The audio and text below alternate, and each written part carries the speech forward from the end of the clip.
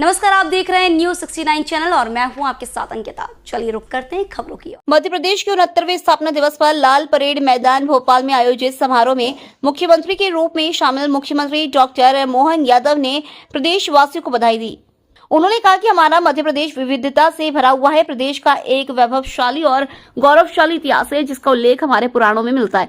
हमें गर्व है कि हम इस प्रदेश के निवासी हैं। उन्होंने कहा कि ये एक सुखद संयोग है। एक तरफ दीपोत्सव का आयोजन हो रहा है और दूसरी तरफ राज्योत्सव मनाया जा रहा है। कार्यक्रम की शुरुआत मुख्यमंत्री डॉक्टर मोहन यादव द्वारा ध्वजारोहण से हुई।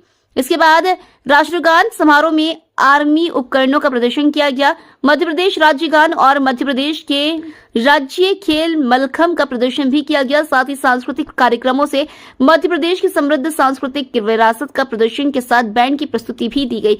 उपस्थित जन समुदाय को संबोधित करते हुए मुख्यमंत्री ने कहा कि मध्य प्रदेश की गौरवशाली इतिहास के साथ गौरवशाली परंपराएं भी हैं, जिसके कारण ही हम अन्य प्रदेशों से अलग हैं। हम अपनी परंपराओं के साथ नवाचारों में भी आगे हैं। स्वच्छता में इंदौर लगातार 7 बार से देश का सबसे स्वच्छ शहर है। भोपाल सबसे स्वच्छ राजधानी है देश की और मध्य प्रदेश देश का दूसरा स्वच्छ प्रदेश है। मध्य प्रदेश ने 7 बार कृषि कर्मठ पुरस्कार भी जीता है। उन्होंने कहा कि आने वाले 4 दिन तक हम अपने वैभवशाली पलों को दीपोत्सव एक साथ मनाएंगे। आपको बता दें कि मध्य प्रदेश के स्थापना दिवस पर आज लाल परेड मैदान पर आयोजन हुआ। कल 31 अक्टूबर को विकास प्रदर्शनी का आयोजन होगा। 1 नवंबर को रविंद्र भवन में सुगम संगीत का कार्यक्रम होगा। 2 नवंबर को गोवर्धन पूजा की जाएगी। मध्य प्रदेश के स्थापना दिवस पर प्रदेशवासियों को अपने राज्य की स्थापना का गौरवपूर्ण अनुभव कराने, वैभव और विविधता से परिचित कराने के उद्देश्य से प्रतिवर्ष की भांति इस वर्ष भी मध्य प्रदेश शासन द्वारा संस्कृति संचालनालय के संयोजन में मध्य प्रदेश स्थापना दिवस समारोह का आयोजन कर रहा है। प्रदेश की 69 वर्षों की यात्रा को विविध रंगों में समेटे विभाग का यह प्रतिष्ठित आयोजन 1 नवंबर 2024 को शाम 6:30 बजे से रविंद्र भवन स्थित हंसध्वनि सभागार में आयोजित किया जाएगा। संचालक संस्कृति संचालनालय NP नामदेव ने बताया कि स्थापना दिवस समारोह में इस वर्ष सर्वप्रथम मध्य प्रदेश की सुप्रसिद्ध गायिका सुहासिनी जोशी भोपाल द्वारा मध्य प्रदेश गान की प्रस्तुति दी जाएगी। तत्पश्चात मुख्य प्रस्तुति होगी जिसमें सुप्रसिद्ध पार्श्व गायक अंकित तिवारी एवं साथ ही मुंबई द्वारा संगीत में प्रस्तुति से स्थापना के उत्सव में सुरों के सुंदर रंगों से सराबोर किया जाएगा। भोपाल से न्यूज 69 के लिए आदिल खान की रिपोर्ट। माताओं, बहनों, प्यारे बच्चों, देश के दिन मध्य प्रदेश की स्थापना दिवस की कोटि से बधाई। हमारे लिए सौभाग्य की बात है 1 नवंबर स्थापना दिवस और खास करके 8 करोड़ से ज्यादा देवतुल्य जनता को इस स्थापना दिवस की मेरी अपनी ओर से बहुत बहुत बधाई। इतना सुखद संयोग है, एक तरफ दीपोत्सव चल रहा है, एक तरफ राज्योत्सव चल रहा है। यह हमारा सौभाग्य है। इस अवसर पर मेरी अपनी ओर से शुभकामना भी है और मंगल कामना भी। हम सब जानते हैं दीपोत्सव की इस मेला में मध्य प्रदेश का 69वां राज्योत्सव हम मना रहे हैं। 5 दिन तक चलने वाले राज्योत्सव दीपोत्सव ने हमारी आनंद की सीमाओं को और बढ़ा दिया। मैं खास करके 4 दिन के अंदर राज्योत्सव में जो होने वाले अलग अलग कार्यक्रम बनाए गए, इसके लिए राज्य सरकार के सभी अधिकारियों को बधाई देना चाहूंगा। खास करके आज के ऐतिहासिक लाल परेड ग्राउंड में सुबह मलखम के साथ हम अपना बल कौशल नव प्रतिभाओं के साथ दिखा रहा है, जो हमारी प्राचीन विधाओं से भी हमको जोड़ता है। एक सिंगल पोल के ऊपर अपने शरीर का बैलेंस, ये शरीर तो परमात्मा का दिया हुआ है, लेकिन परमात्मा के दिए प्रसाद को हम अपने शरीर साधना से कितने उत्कृष्ट स्थिति में ले जाते हैं। हमारे बालक और बालिकाओं ने उसका श्रेष्ठतम उदाहरण हमारे सामने किया है। मेरी अपनी ओर से एक बार फिर इन सब बच्चों को बधाई देता हूँ। हमारे सामने हमारे दुश्मनों के लिए भारत किसी का हक नहीं मारता, किसी की जमीन पे कब्जा नहीं करता है। दुनिया में भारत एकमात्र देश ऐसा है जिसने अपनी सदैव इन मर्यादाओं का ध्यान रखा है, लेकिन मानवता में सदैव अपनी भूमिका निभाई है।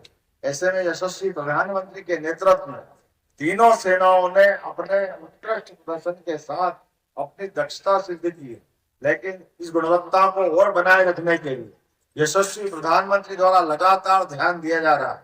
मैं आज के अवसर पर यशस्वी प्रधानमंत्री के उस भाव के लिए भी आपके माध्यम से उनको धन्यवाद देना चाहता हूँ, जिन्होंने वो उस भाव के आधार पर देश की सीमाओं को भी संगठित किया है, सेनाओं को भी मजबूत किया है और दुनिया के अंदर भारत के बल कौशल पराक्रम के साथ साथ अपने मूल शांति भाव को, जियो और जीने दो को भाव को उत्कृष्टता से प्रदर्शित करने के लिए भारत का मान बढ़ाया है, सम्मान बढ़ाया है। भारत उस भावनाओं के साथ हम सब मिलकर के भारत की भावनाओं पे माननीय प्रधानमंत्री जी के साथ कदम से कदम मिलाकर डेवलपमेंट की सरकार भी अपने राज्योत्सव के साथ उस आनंद को भी महसूस कर रही है और एहसास कर रही है कि देश के दिल में यशस्वी प्रधानमंत्री के लिए विशेष स्नेह भी है और उनका आशीर्वाद हमारे सबके साथ है। मैं आज के इस अवसर पर अपने इस प्रदेश की कई सारी विशेषताओं के साथ समेटे हुए इस प्रदेश के अंदर जहाँ बुंदेलखंड भी है, बघेलखंड भी है, निमाड़ भी है, मालवा भी है, महाकौशल भी है, जिनकी अद्भुत कला कौशल, अद्भुत अनुपम संस्कृति और अद्वितीय परंपरा का हम संवाहक के नाते से, इस अनुपम सामर्थ्यशाली व्यक्तित्व के नाते से मध्य प्रदेश की सदैव एक अलग पहचान बनती है। धर्म, आध्यात्म, ज्ञान की त्रिवेणी विंध्याचल और सतपुड़ा की इस धरती पर मध्य प्रदेश गौरव से उछलाता भी है और गर्व से सीना तान करके पूरे देश में अपनी अलग पहचान बनाता है। मेरी अपनी ओर से लोक कला, लोक परंपरा, जनजातियां, मालवा का वीर गौरवशाली इतिहास, कई सारे अलग अलग अद्वितीय पराक्रमशाली शासकों को याद करते हुए हम सम्राट विक्रमादित्य से भी जुड़ते हैं और राजा भोज की परंपरा को भी जानते हैं। अतीत के काल में इसी धरती पर भगवान श्री राम ने भी जब वनवास के काल में 11 वर्ष से ज्यादा समय गुजारा तो हमारा गौरवशाली इतिहास बना है, जिससे चित्रकूट धाम आज के समय में और ज्यादा आनंद के साथ दुनिया को लालायित करता है।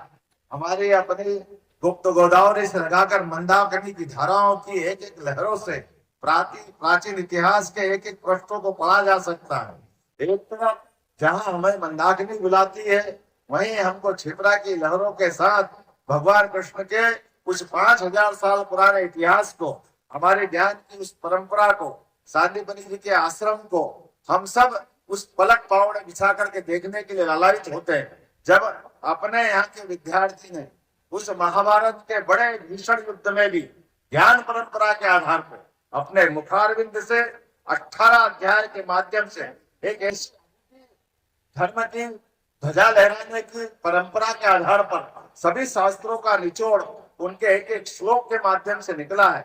वो पवित्र उज्जैनी है, मध्य प्रदेश है। हमें इस बात का गर्व है जो कर्म का ज्ञान हमको देती है।